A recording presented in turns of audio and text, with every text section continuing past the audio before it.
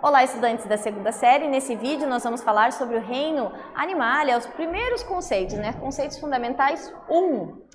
Ok? Então vamos lá, a gente vai começar a falar sobre reprodução, os diferentes tipos de reprodução. Mas para isso eu preciso entender para que é a reprodução, o que é a reprodução, né? Então é uma característica básica inerente a todos os seres vivos. Né? Dentro do ciclo da vida, a gente tem nascer, crescer, se reproduzir e morrer, então a reprodução é inerente ao ciclo da vida, ok? É para permitir justamente a continuidade da espécie, ok? Então é um processo em que um ou mais organismos produzem descendentes, tá? Vamos falando primeiro da reprodução assexuada, que é aquela que não há o compartilhamento de gametas, certo?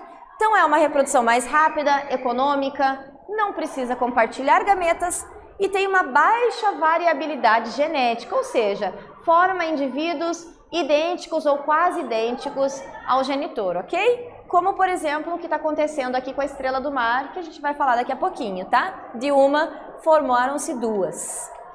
Um dos exemplos de reprodução assexuada é a sessiparidade. E a sessiparidade é justamente uma célula-mãe que duplica seu material genético e forma duas células filhas com o mesmo material genético, ou seja, idênticas à célula-mãe. Muito comum em bactérias, ok?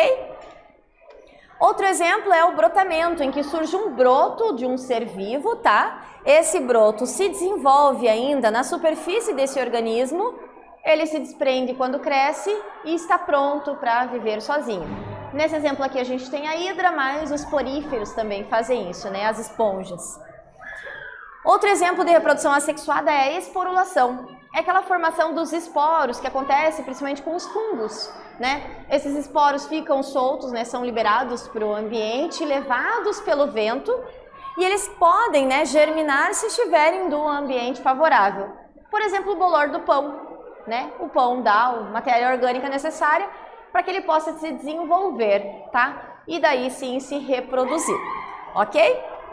Fragmentação, como o exemplo da estrela do mar, é quando você corta o indivíduo em fragmentos e cada um deles vai se regenerar formando um novo indivíduo. Nesse caso, a gente tem o exemplo da planária. Cortou em 3 pedaços, formou 3 indivíduos diferentes, ok? Outro exemplo de reprodução assexuada é a partenogênese, que daí de um embrião, né, ele é desenvolvido através de um óvulo que não foi fecundado. E o exemplo mais comum é justamente da abelha, que forma o zangão com o embrião não fecundado, tá? O óvulo não fecundado. O óvulo fecundado pode gerar operária ou rainha. Agora, sobre os tipos de reprodução sexuada. Na reprodução sexuada, a gente tem o compartilhamento de genes, né? Tá?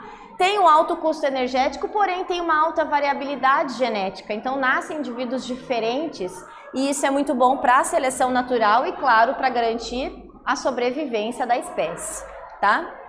Exemplos é a conjugação, em que há essa transferência de genes de uma bactéria, né, doadora para uma receptora. Nesse caso, a gente não duplica os indivíduos, então eles só mudam ali a carga genética que se mistura, tá?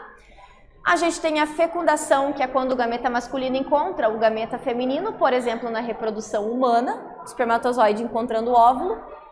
E dentro dessa reprodução assexuada, a gente tem o desenvolvimento dos indivíduos, que pode ser indireto, quando o filhote nasce bem diferente do adulto, né, e tem que sofrer essa metamorfose, ou o desenvolvimento direto, que é quando o filhote nasce, o organismo nasce parecido com os pais, certo?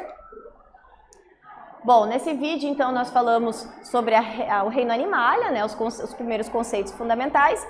Espero que vocês tenham gostado e até breve.